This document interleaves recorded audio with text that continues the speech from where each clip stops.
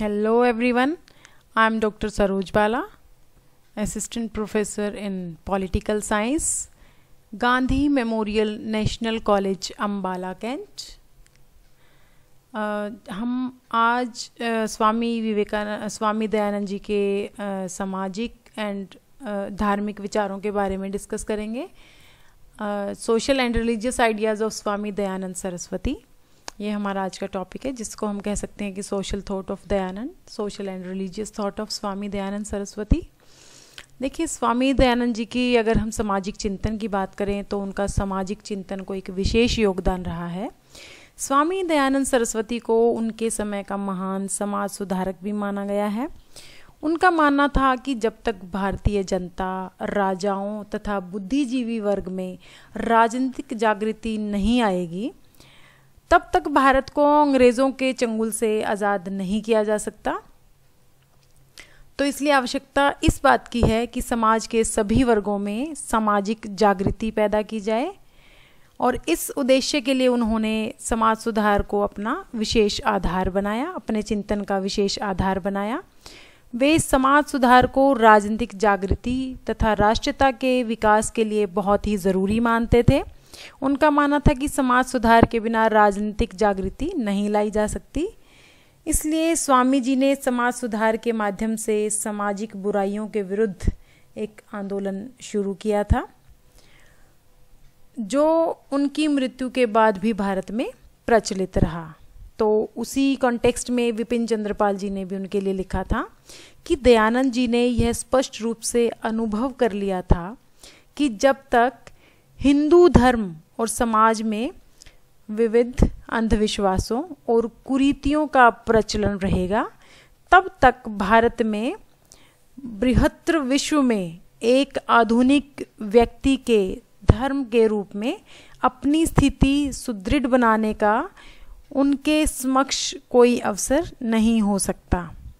इसलिए दयानंद जी का आंदोलन केवल धर्म सुधार आंदोलन नहीं था, बल्कि समाज सुधार आंदोलन भी था।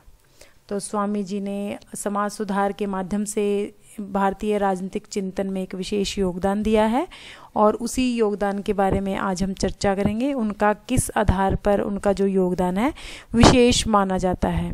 तो इसलिए स्वामी दयानंद जी के सामाजिक चिंतन का वर्णन हम कुछ विशेष शीर्षकों के अंदर कर सकते हैं। तो सबसे पहले हम बात करते हैं views of Swami Dayanand regarding social reforms. सामाजिक सुधार के बारे में स्वामी दयानंद जी के विचार क्या थे। देखिए, सबसे पहले हम उनकी बात करते हैं उनके सोशल आइडियाज़।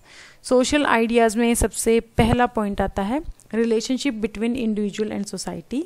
स्वामी जी के सामाजिक चिंतन की कड़ी में सबसे पहला स्थान व्यक्ति और समाज के पारस्परिक संबंधों का आता है। स्वामी दयानंद जी के अनुसार व्यक्ति और समाज एक दूसरे के पूरक हैं। व्यक्ति और समाज अलग अलग नहीं है, बल्कि एक दूसरे के पूरक हैं, और इसीलिए व्यक्ति अपने विकास के अनुकूल साधनों तथा विधियों का चुनाव करने का अधिकार रखता है। लेकिन समाज से संबंधित कार्यों में वह स्वतंत्र नहीं है, क्योंकि समाज के बिना व्यक्ति उन्नति तथा विकास नहीं कर सकता। इसलिए व्यक्ति के विकास के लिए समाज की आवश्यकता ज़रूरी है। विकास का संबंध केवल व्यक्ति तक ही सीमित नहीं रहना चाहिए। उनका मानना था कि विकास का लाभ समाज के प्रत्येक सदस्य को मिलना चाहिए। इसलिए स्वामी जी ने आर्य समाज के 9वें और 10वें नियम में इस प्रकार लिखा था कि प्रत्येक व्यक्ति को अपनी उन्नति से संतुष्ट नहीं रहना चाहिए, बल्कि सबकी उन्नति में उन्हें अपनी उन्नति समझनी चाहिए, तथा प्रत्येक व्यक्ति को अपनी व्यक्तिगत स्वतंत्रता तथा विकास का ध्यान इस प्रकार रखना चाहिए जिससे अंत में वह सार्वजनिक कल्याण की तरफ कार्य कर सके। क्योंकि किसी भी व्यक्ति का कार्य अपने आप में इतना परिपूर्ण होना चाहिए कि वह स्वयं तक सीमित न रहकर बल्कि पूरे समाज के कल्याण से संबंधित हो, और व्यक्ति को अपने विकास को इस प्रकार दिशा देनी चाहिए जिससे अंत में सार्वजनिक हित हो, जिससे हम कहेंगे कि पब्लिक इंटरेस्ट में काम होना चाहिए, ना कि सिर्फ इंडिविजुअल इंटरेस्ट में। तो उनका मानना था कि व्यक्तिगत जो अपना हित है उसकी बजाय सामाजिक हित की दिशा में व्यक्ति को कार्य करना चाहिए। तो इसलिए उन्होंने व्यक्ति और समाज का बहुत गहरा संबंध बताया है, जिसके आधार पर उन्होंने कहा है कि व्यक्ति को अपने आप को समाज से अलग नहीं मानना चाहिए, बल्कि हर व्यक्ति को समाज की उन्नति के लिए विशेष योगदान देना चाहिए। इसके बाद नेक्स्ट बात आती है इरेडिकेशन ऑफ कास्ट सिस्टम, जाति प्रथा का उन्मूलन। स्वामी जी ने भारत में जो चली आ रही जाति प्रथा की परंपरा थी उसकी उन्होंने बहुत गहरी आलोचना की थी। स्वामी जी का जाति प्रथा तथा छुआछूत के विरुद्ध विचार बहुत ही क्रांतिकारी सामाजिक विचार थे। तो वो शुरू से ही जाति प्रथा के उन्मूलन चाहते थे, जाति प्रथा के विरुद्ध थे। इसलिए स्वामी जी ने वेदों के आधार पर हिंदुओं के वर्णाश्रम धर्म का समर्थन किया था, परंतु उस वर्णाश्रम धर्म ने जाति प्रथा तथा छुआछूत की प्रथा को जन्म दिया था। तो उन्होंने जाति प्रथा को वेदों की वर्ण व्यवस्था के विपरीत माना। उन्होंने कहा कि जाति प्रथा जो है वो वेदों के विपरीत है। उन्होंने वर्ण जन्म के आधार पर न मानकर कर्म के आधार पर स्वीकार किया, बल्कि मनुष्य, उनका कहना था कि मनुष्य का वर्ण उसकी मानसिक प्रवृत्तियों, गुणों तथा कर्मों के अनुसार निर्धारित किया जाए और मनुष्य की जाति का निर्धारण उसके जन्म के स्थान पर उसके कर्मों के आधार पर होना चाहिए। तो इस प्रकार का विचार समाज में अनेक प्रकार की समस्याओं का समाधान करने वाला था। तो जाति व्यवस्था के विरुद्ध उन्होंने आवाज उठाकर उन्होंने दलित वर्ग के सामने भी एक आशा की किरण बिखेरी थी, क्योंकि दलित समाज के प्रति जो भेदभाव की भावना थी उसको खत्म करने का उन्होंने विशेष प्रयास किया था अपनी जाति व्यवस्था के विरोध के द्वारा। अछूतों के प्रति भारतीय जनमानस की भावनाओं को उन्होंने बदल दिया था और स्वयं दलित जातियों के संपर्क में जब वो आए तो उनके हाथों से उन्होंने भोजन तथा पानी पिया, जल का ग्रहण किया। तो इस तरह की उनकी जो गतिविधियां थी, इन तरह की घटनाओं से दलित वर्ग को विश्वास होने लगा था कि वे भी सुकर्म करके समाज में अपने आप को ऊंचा उठा सकते हैं। तो इसलिए उन्होंने जाति प्रथा के विरुद्ध आवाज उठाकर दलित जाति को एक विशेष विश्वास दिलाया था कि वे भी अपना विकास आम व्यक्ति की तरह कर सकते हैं। तो दयानंद जी के इस जो आदर्श को पूरा करने में गांधी जी की विशेष भूमिका रही। वर्तमान भारत में दलितों के उद्धार के लिए बहुत सारे कानून आज भी अगर हम देखते हैं तो बन चुके हैं और ये सब इन्हीं सामाजिक चिंतकों के विशेष योगदान की वजह से ऐसा हुआ है। और यह सब स्वामी जी की दूरदर्शिता का ही परिणाम है, जिसकी वजह से आज दलितों के उद्धार के लिए बहुत अधिक कानून बन चुके हैं। जन्म से ना कोई अछूत है और न ही कोई हीन, ऐसा उनका मानना था। तो यह संदेश स्वामी जी ने सभी मनुष्यों को देकर समानता का आदर्श स्थापित किया था। इसके बाद नेक्स्ट पॉइंट आता है against bad customs of society. जो समाज में विभिन्न कुरीतियां व्याप्त थी उनके विरुद्ध उन्होंने आवाज उठाई थी। तो स्वामी जी ने हिंदू समाज में जो बहुत तरह की कुरीतियां और बहुत सारे दोष थे उनको मिटाने के लिए उन्होंने अपनी जान फूंक दी थी। उन्होंने अपना कसम खा रखी थी कि हिंदू समाज में जो भी कुरीतियां हैं, जो बुरे कस्टम्स हैं जिसकी वजह से समाज में समस्याएं उत्पन्न होती हैं, उनको समाप्त करने के लिए उन्होंने भरसक प्रयास किए। मूर्ति पूजा को उन्होंने धर्म के तथा वेदों के विरुद्ध माना। तो उन्होंने मूर्ति पूजा को बहुत ही ज़्यादा विरोध किया था। उन्होंने मूर्ति पूजा के समर्थकों को उन्होंने पराजित किया अपने विचारों से और बहुत से मूर्ति पूजक विद्वान तो मूर्तियों को गंगा में भी प्रवाहित करके दयानंद जी के शिष्य बन गए थे। तो उनके विचारों से प्रभावित होकर मूर्ति पूजक जो लोग थे उन्होंने मूर्ति पूजा को छोड़कर बल्कि स्वामी दयानंद जी के शिष्य के रूप में उन्होंने कार्य करना शुरू कर दिया था। और इसके साथ ही उन्होंने बाल विवाह, बहुपति प्रथा तथा बहुपत्नी प्रथा, इन सब पर राज्य को अंकुश लगाने की बात की थी। राज्य के द्वारा इन सभी प्रथाओं पर अंकुश लगा दिया जाना चाहिए और उन्होंने इस बात को स्वीकार किया था ताकि समाज में जितने भी अंधविश्वास हैं और जितनी भी बुराइयां हैं उनको समाप्त किया जा सके।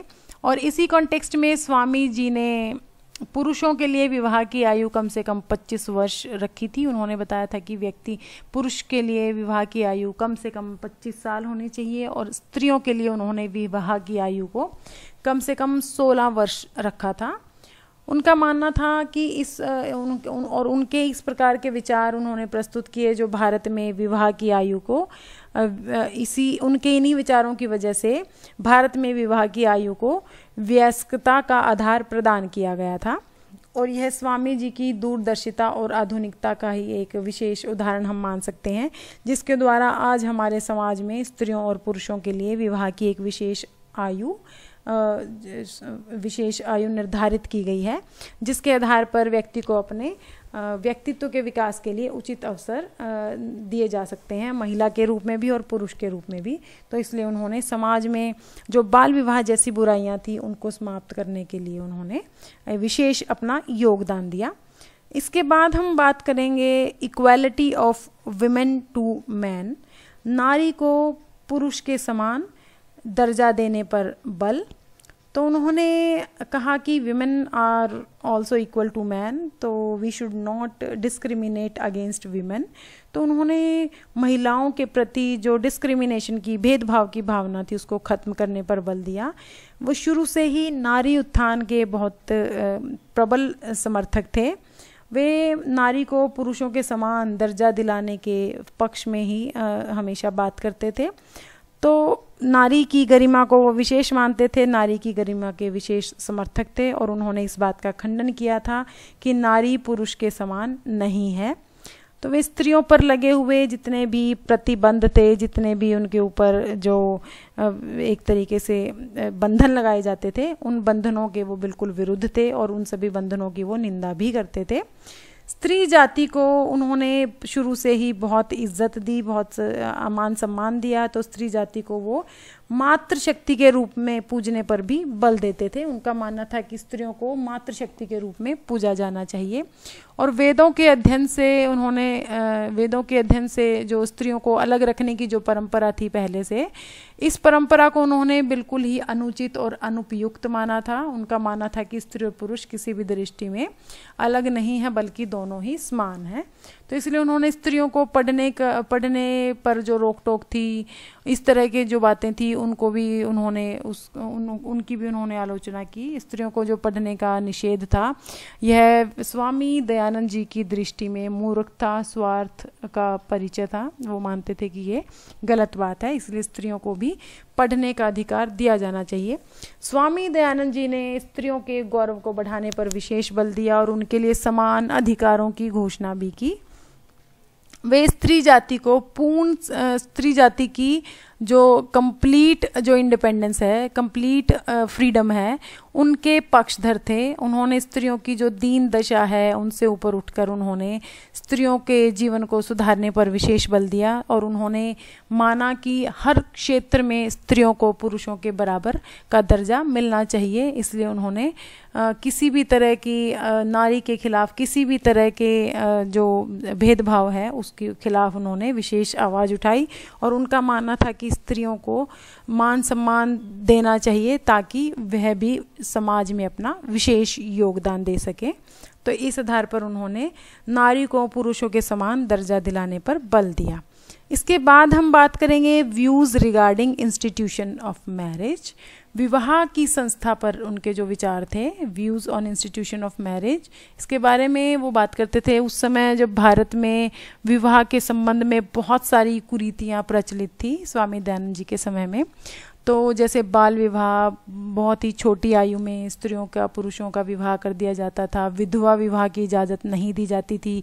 अगर स्त्री छोटी आयु में विधवा हो गई तो उसे आजीवन विधवा का ही जीवन व्यतीत करना पड़ता था। और अंतर्जातीय विवाह पर भी प्रतिबंध था। अगर कोई व्यक्ति इंटरकास्ट मैरिज करना चाहता है तो ऐसी प्रथाओं को भी उस समय गलत माना जाता था। तो ऐसी परिस्थितियों में बहुत सारी जो बुरे कस्टम्स थे, बुरी भी परंपराएं थी वो व्याप्त थी भारतीय समाज में, और उन परंपराओं के खिलाफ स्वामी जी ने आवाज़ उठाई थी। तो स्वामी जी ने विवाह के संबंध में कहा था कि विवाह करने वाले व्यक्तियों की स्वतंत्रता को स्वीकार करना चाहिए। अगर व्यक्ति चाहे तो अपनी मर्जी से किसी से भी विवाह कर सकता है। व्यक्ति को अपना जीवन साथी चुनने का अधिकार होना चाहिए, इसके लिए व्यक्ति को पूर्ण रूप से स्वतंत्रता मिलनी चाहिए। तो उनका मानना था कि विवाह में योग्य वर तथा कन्या स्वयं स्वतंत्र निर्णय द्वारा अपने जीवन साथी का चुनाव कर सकती है, या कर सकता है व्यक्ति भी, पुरुष भी। और यदि माता पिता यह संबंध तय करे तो भी वर तथा कन्या की सहमति लेनी चाहिए, या तो व्यक्ति स्वयं ही अपने लिए जीवन साथी का चुनाव कर ले, ये इनका ऐसा मानना था। या उनका कहना था कि यदि माता पिता भी कोई संबंध तय करते हैं, शादी विवाह के संबंधित कोई किसी व्यक्ति का किसी दूसरे व्यक्ति से कोई संबंध अगर माता पिता भी तय करते हैं तो दोनों तरफ की ही अनुमति ली जानी चाहिए। वर तथा वधू की तरफ से, दोनों की तरफ से ही सहमति ली जानी चाहिए। उनकी इच्छा के अगेंस्ट विवाह नहीं करना चाहिए। तो स्वामी जी का यह सुझाव उस समय के अनुसार और आज की परिस्थितियों में भी बहुत ही सही साबित होता है, प्रगतिशील साबित होता है, क्योंकि ऐसा होने से वैवाहिक जीवन सुखप्रद होगा। शादी एक तरीके से थोपा हुआ बंधन साबित नहीं होगा। लेकिन उनके इन विचारों का हमें यह अर्थ नहीं लगाना चाहिए कि स्वामी जी सह शिक्षा और लड़के लड़कियों के मिलन के पक्ष में थे। उन्होंने कभी भी सह शिक्षा को उचित नहीं माना, और उन्होंने विवाह के संबंध में उनके जो विचार थे वो बहुत ही प्रगतिशील थे। उन्होंने अंतर्जातीय विवाह के बारे में भी उन्होंने उनको भी वर्जित नहीं माना। अंतर्जातीय विवाह के संबंध में भी उन्होंने इसी तरह की बात की थी कि अंतर्जातीय विवाह पर कोई रोक टोक नहीं होनी चाहिए। व्यक्ति चाहे किसी भी जाति किसी भी धर्म में विवाह कर सकता है। और इसके अलावा उन्होंने विधवा विवाह को भी उचित बताया था। विधवा विवाह के अगेंस्ट उन्होंने बात नहीं की थी। उन्होंने कहा था कि अगर विधवा कोई और महिला समय से पहले विधवा हो जाती है बहुत छोटी आयु में, तो उसको दोबारा से विवाह करने की अनुमति दी जानी चाहिए। और समाज को ऐसी जो परंपराएं हैं इनको अपने मन से मानना चाहिए, बल्कि इनका ऐसी भावनाओं का सत्कार करना चाहिए। तो इसलिए उन्होंने विवाह के संबंध में जो उनके विचार थे वो बहुत ही सुधारवादी तथा प्रगतिशील विचार थे। इसके बाद हम बात करते हैं revival of Indian life, Bharatiya Jeevan का पुनरुत्थान। तो दयानंद जी ने भारतीय जीवन को विभिन्न प्रकार की जो भारतीय जीवन में समस्याएं थी, प्रथाएं थी तथा पाखंडों से भरा हुआ जीवन था लोगों का। उस समय पर स्वामी जी ने उन सभी समस्याओं और प्रथाओं तथा पाखंडों को देखकर स्वामी जी को बहुत दुख होता था। तो ऐसी परिस्थितियों में उन्होंने इन भारतीय जीवन को दोबारा से रिवाइव करने की बात की। इन सारी समस्याओं को देखकर उन्हें बहुत दुख हुआ और वे भारतीय जीवन के पुनरुत्थान करने के मार्ग में अग्रसर हो गए। स्वामी जी यूरोपीय संस्कृति से बहुत अधिक प्रभावित थे। उन्होंने यूरोपीय लोगों की उन्नति का कारण भारतीयों को बताया और भारतीयों के सामने उनकी उन्नति के तरीके बताए। उन्होंने बताया कि बहुत अधिक कारणों से यूरोपियन लोग प्रगतिशील हैं, क्योंकि वे बाल विवाह नहीं करते और अच्छी शिक्षा प्रदान करते हैं, और स्त्रियों को स्वयं अपना पति चुनने का अधिकार है। बच्चों को बुरी संगत से बचाया जाता है और अपनी जाति के लिए बलिदान करने की भावनाएं भी यूरोपियन लोगों में हैं।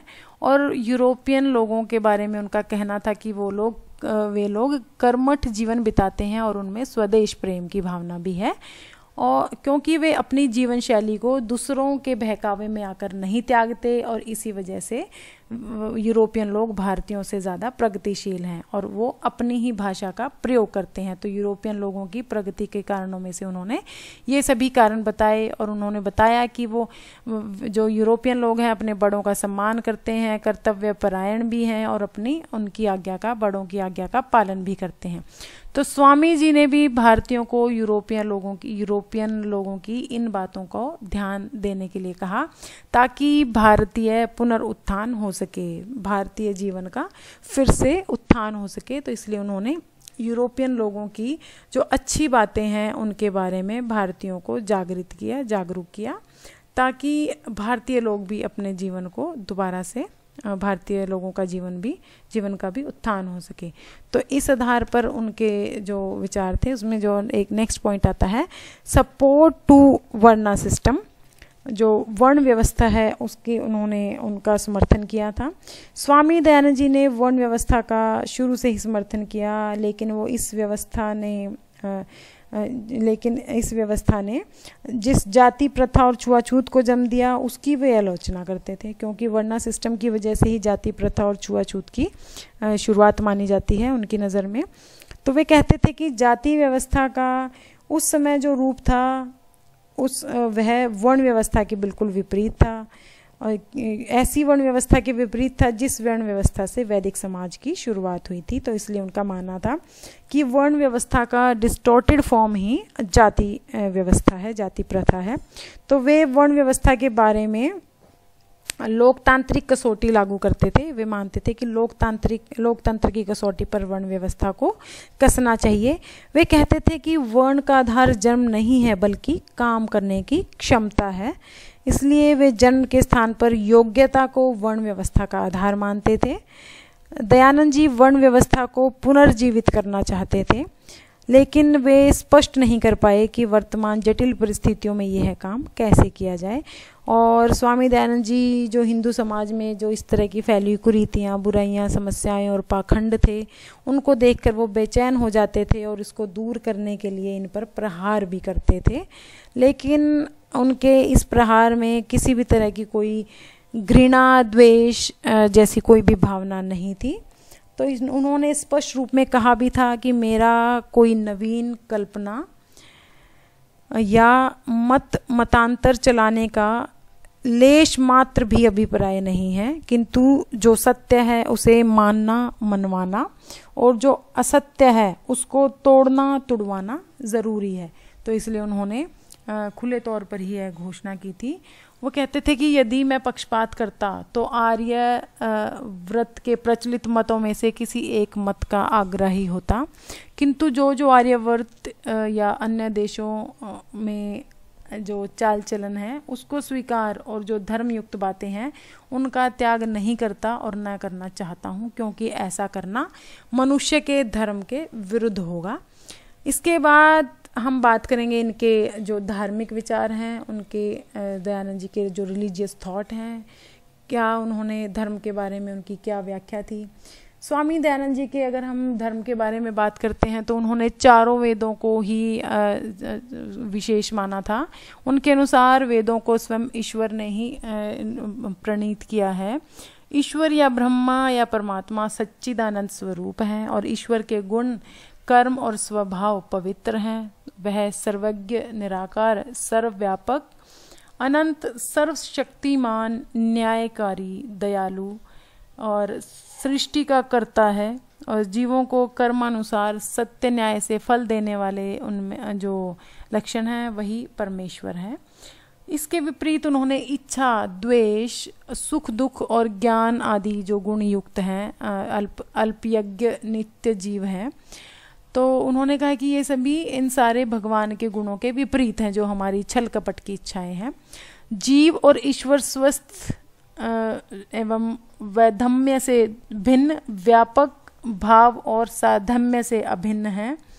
इसलिए जैसे आकार एवं मूर्तिमान द्रव्य कभी भिन्न नहीं था और न है और न ही होगा, और न कभी एक था, न ही है और न ही होगा, तो उसी प्रकार परमेश्वर और जीव को व्यापक और पिता पुत्र आदि संबंधों से युक्त माना गया है। ईश्वर, जीव और प्रकृति अथवा जगत का कारण ये तीनों ही अनादि पदार्थ हैं, ऐसा उनका मानना था, और इन्हीं तीनों को नित्य कहा गया है और इनके गुण, कर्म और स्वभाव भी नित्य हैं। तो इसके बाद जब हम उनके धार्मिक विचारों की बात करते हैं तो इसमें पहला जो विचार है वह आता है अगेंस्ट आइडल वर्शिप। उन्होंने मूर्ति पूजा का विरोध किया था।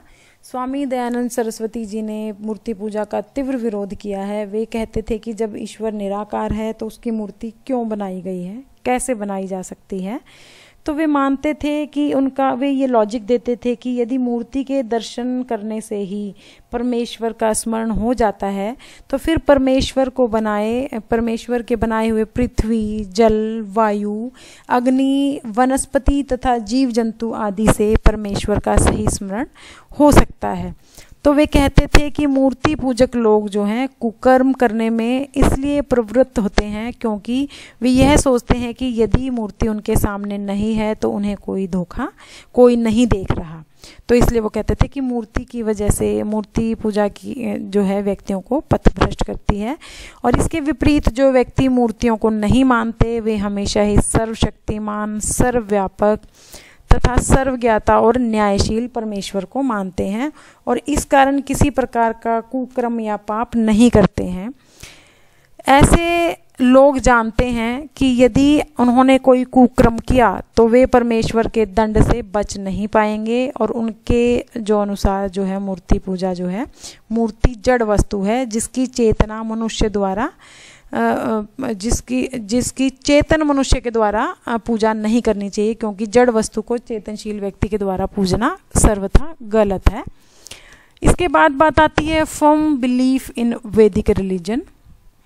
वे पक्षपात रहित न्याय आचरण, सत्य भाषण और वेदों से अविरुद्ध कर्म को धर्म मानते थे और इसके विपरीत कर्म को अधर्म। सर्व दुखों से मुक्त, बंधन रहित हो सर्वव्यापक ईश्वर और उसकी दृष्टि से स्वेच्छा के वितरण तथा समय पर्यंत मुक्ति के आनंद को भोग कर पुनः संसार में आना ही मुक्ति है। तो उनका मानना था, उनका जो वेदों के प्रति उनका जो अटूट विश्वास था, उनका कहना था कि हिंदू धर्म और वेद चिरंतर अपरिवर्तनीय और ईश्वरीय हैं और केवल वैदिक धर्म ही सत्य और सार्वभौमिक है। तो उनका नारा था वेदों की ओर लौट जाना।